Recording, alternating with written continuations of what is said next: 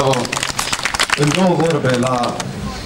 Mi-aști, Doamne, Lazarul, să bănează dașarul, sirmă albă, sirmă roșii, sirmă din aul lui, sirmă ar, sirmă barbar, sirmă cole Lazarul, să bănează dașarul.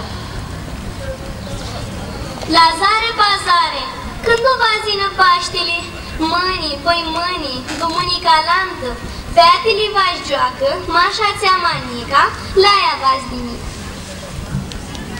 Lazare, bazare, nu-l vizuși Paștele, ni-l vizuși și ni-l cunoscui. Ia rușine după mine, oaua roșii ducă la fât, stranii n-au, tu mă lată. Carnea spinzurată și păpuțile schipuliță.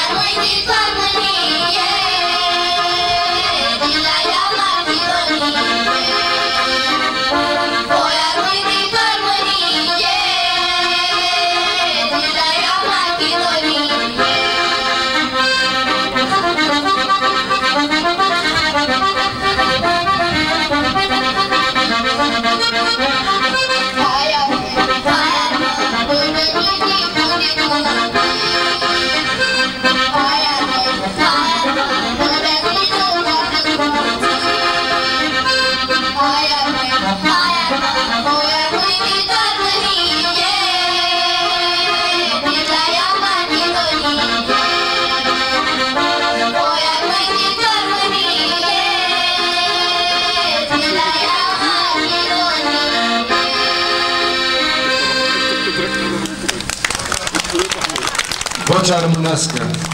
Mai departe, haideți să vă ascultăm. Acuri feata de pileagă, a este feată, Johnny șare. Johnny a ei, gatul xeani. Dora o unea vazină, s-umplă casa de lumină. Vai ludăm, s-o hărsim, vai luăm să învirinăm. N-avea feata ligânață, miu că-i funea putrițită, că-i lumachea irminoasă, că-i locul multă surtă. Lăi humăr de pileagă, nu vrei leagă, că vrei funii. Funii lungă, funii mari, că ți-i te-a spinzurare. Mâna mea cu ochii steari, ala să știi că te-am vrea, chipșa ta-mea. Față aștenui licitare, tasca-ță bruda mea pileare. Eu față aștenui licitare, să știi din ța nu-ți puia.